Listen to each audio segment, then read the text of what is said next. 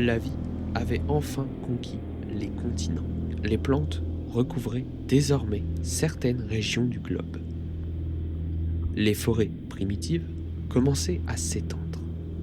Les insectes, quant à eux, exploraient la terre ferme et les premiers vertébrés terrestres poursuivaient leurs évolutions. La Terre était devenue un monde vivant. Mais l'histoire ne fait que commencer, car bientôt, certains animaux allaient dominer la planète pendant plus de 160 millions d'années, les dinosaures. Pourtant, lorsqu'ils sont apparus, rien ne laissait penser qu'ils allaient devenir les maîtres du monde. Bien avant les dinosaures, les continents étaient déjà peuplés de nombreuses espèces. Les amphibiens avaient donné naissance à de nouveaux animaux, mieux adaptés à la vie terrestre, les reptiles.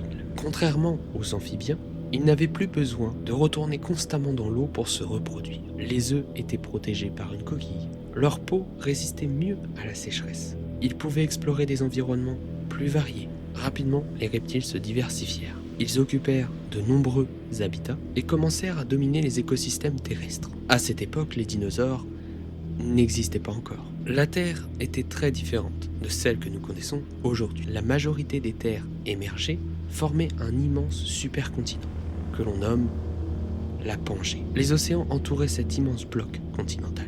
Les régions proches des côtes étaient souvent très humides, mais l'intérieur de ce supercontinent pouvait être extrêmement chaud et sec. Les saisons étaient parfois très marquées, à cause de tempêtes violentes par exemple, et les conditions de vie souvent difficiles.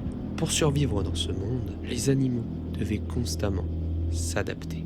Puis survint l'une des plus grandes catastrophes de l'histoire de la Terre. Il y a environ 252 millions d'années, une extinction massive frappa la Terre. D'immenses éruptions volcaniques rejetèrent d'énormes quantités de gaz dans l'atmosphère. Le climat changea brutalement. Les océans furent complètement perturbés et les chaînes alimentaires s'effondrent. Près de 90% des espèces marines et une grande partie des espèces terrestres disparurent. La Terre semblait au bord de l'effondrement. Mais cette catastrophe allait ouvrir la voie à de nouveaux groupes d'animaux. Après cette extinction, les écosystèmes commencèrent lentement à se reconstruire. De nouvelles espèces apparaissent.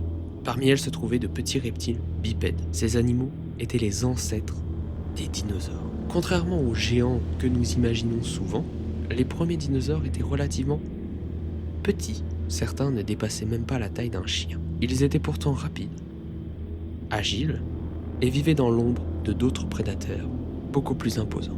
À cette époque, ils étaient loin d'être les maîtres du monde, car le monde était déjà occupé par d'autres groupes de reptiles qui dominaient les écosystèmes. Certains étaient plus grands, d'autres plus puissants. Les premiers dinosaures devaient se battre pour survivre.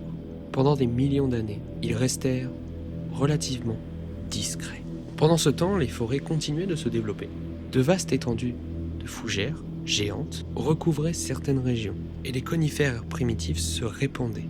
Les insectes devenaient toujours plus grands, les rivières et les marécages abritaient une faune toujours plus diversifiée. Les océans continuaient eux aussi d'évoluer, car des reptiles marins commençaient à occuper les mers. Partout, la vie se diversifiait. Puis tout d'un coup, il y a environ 201 millions d'années, une nouvelle crise frappa la Terre. De nombreuses espèces de reptiles concurrents disparaissent. Les dinosaures survécurent beaucoup mieux que certains groupes d'animaux. Cette extinction changea complètement l'équilibre du vivant. La diversité des dinosaures explosa. Certains deviennent carnivores, d'autres herbivores. Certains restèrent tout petits et d'autres devenaient gigantesques. Le règne des dinosaures venait de commencer. Au fil des millions d'années, certaines espèces de dinosaures atteignaient des dimensions impressionnantes. Les plus grands herbivores parcouraient les plaines et les forêts. Leur taille les protégeait contre la plupart des prédateurs. D'autres dinosaures devinrent des chasseurs redoutables. La Terre était désormais dominée par des animaux comme aucun autre auparavant. Pour la première fois dans son histoire, la planète accueillait de véritables géants. Pendant que les dinosaures régnaient sur les continents, les océans n'étaient pas moins impressionnants. D'immenses reptiles marins étaient présents dans les mers. D'énormes prédateurs chassaient dans les profondeurs. Les récifs regorgeaient de vie. Les océans étaient devenus des écosystèmes aussi riches que dangereux. Pendant plus de 160 millions d'années, les dinosaures allaient régner sur notre planète. Ils ont survécu au changement climatique, à la séparation progressive de la Pangée, à l'évolution constante des écosystèmes. Ils sont devenus les animaux les plus emblématiques de l'histoire de la planète. Mais même les plus puissants ne règnent pas éternellement. Car un jour, un événement venu du ciel allait bouleverser leur destin et changer à jamais l'histoire de la vie. Mais ça, c'est une autre histoire. Merci à tous d'avoir vu ce 4e chapitre sur la série Avons-nous. Voilà, j'espère que vous avez appris pas mal de choses. On se retrouve pour la suite de cette série et je vous dis à très bientôt. Ciao.